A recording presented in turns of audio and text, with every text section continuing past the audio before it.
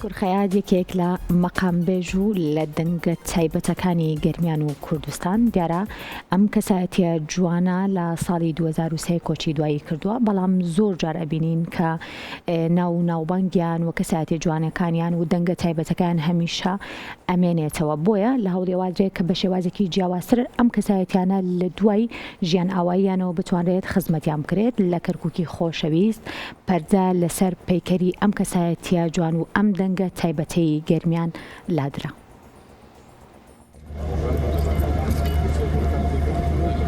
هونەرمەندانی شارەکە و لە پرسراوانی باڵای حکومی و حیزبی پارێزگای کەرکووک لەگەڵ چین و توێژە جیاجیاکان ئامادەن بۆ مەراسیمی پەردەلادان لەسەر پەیکەری هونەرمەندی گەورەی کورد شکر خەیات.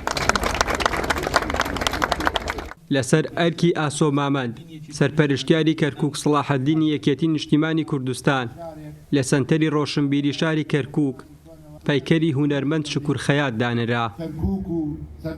ئێمە کوناوەندی عەلی مەردان پرۆژەیەکمان پێشکەش بە بەڕێز هەواڵ کاک ئاسۆ مامەند کە سەرپەرشتیاری کەرکووک سەلاحەدین یەکێتی نیشتیمانی کوردستان کرد. بەڕاستی ئەوش زۆر بە دڵسافیەوە دڵگراوەیەوە پێشوازیەکەمانی قبول کردو و هونەرمەندی بە ناوی بەختیار کەریمەوە دەست نیشان کرا کە بۆ دروستکردنی ئەم پەیکەرە.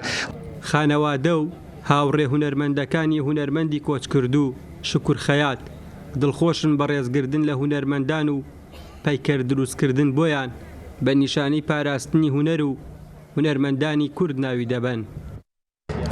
بەڵێ ئێمە وەکو خانەوادەی شکر خەیات زۆر دڵخۆشین کە لە شاری کەرکووک لە زێدی خۆمان بەڕێز کاک ئاسۆ مامەند برای بەڕێز و خۆشەویستمان کە ئەرکی پەیکەری شکر خەیاتی لە ئەستۆ گرتو و لەژێر چاودێری کاک ئاسۆ مامەند ئەمڕۆ پەردە لەسەر پەیکەری شکر خەیات لا دەبگرێت لە شاری کەرکووک. ئەمە تا چەند ئاوردانەوەی لە هونەرمەندان؟ بڵێ هەمیشە ئەتوانم بڵێم ڕێک لە شاری کەرکووک ئەمە یەکە هونەر و هونەرمەندانیان لە بیرە. مامۆستا شکر خەیات یەکێکە لەو هونەرمەندانەی بە درێژایی تەمەنی خزمەتێکی زۆر گەورەی بە هونەر و مەقامی ڕەسەنی کوردی کرد. ئەوەی ئەمڕۆ بۆ کاک مام شکر کراوە زۆر شایستەیەتی و من زۆر دڵخۆشم بوو.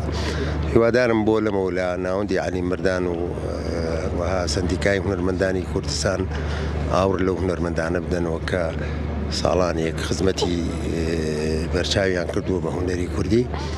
شکر خەیات بە چریکە و سۆزی مقاماتی کوردی گەرمیان ناسراوە.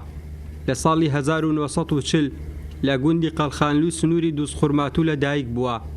دوای نەخۆشکەوتنی لە ساڵی 2023 کۆچی دوایی کردو تەرمەکەی لە گۆڕستانی ڕەحیماوای کەرکووک بە خاک سپێردرا.